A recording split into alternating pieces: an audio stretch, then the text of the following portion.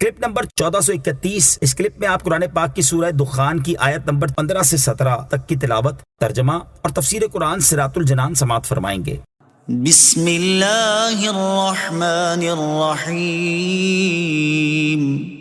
ترجمہ: اللہ کے نام سے شروع جو نہایت مہربان رحمت والا ہے۔ اِنَّا کاشف العذاب قلیلا۔ ترجمہ: ہم کچھ دنوں کے لیے عذاب دور کرنے والے ہیں۔ تفسیر صراط الجنان میں ہے، اس آیت میں کفار مکہ سے فرمایا جا رہا ہے کہ جیسے ہی ہم تم سے کچھ دنوں کے لیے عذاب دور کر دیں گے، تم پھر اسی شرک کی طرف لوٹ جاؤ گے جس پر اس سے پہلے قائم تھے۔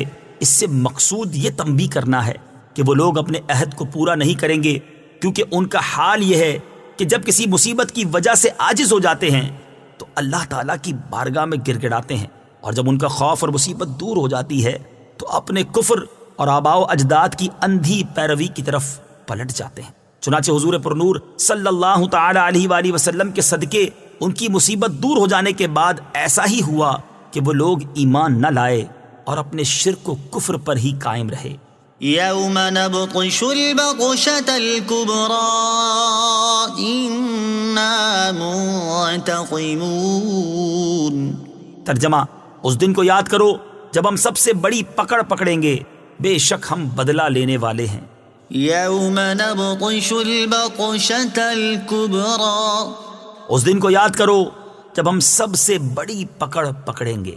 تفسیر صراط الجنان میں ہے، یعنی اے مشرکوں، اگر میں تم پر نازل ہونے والا وہ عذاب دور کر دوں جس نے تمہیں بے حال کر دیا ہے، اس کے بعد پھر تم کفر کی طرف لوٹ جاؤ اور اپنے رب سے کیا ہوا عہد توڑ دو، تو میں تم سے اس دن بدلہ لوں گا جب تمہیں بڑی پکڑ کے ساتھ پکڑوں گا۔ اس دن سے مراد قیامت کا دن ہے یا غزوہ بدر کا دن مراد ہے۔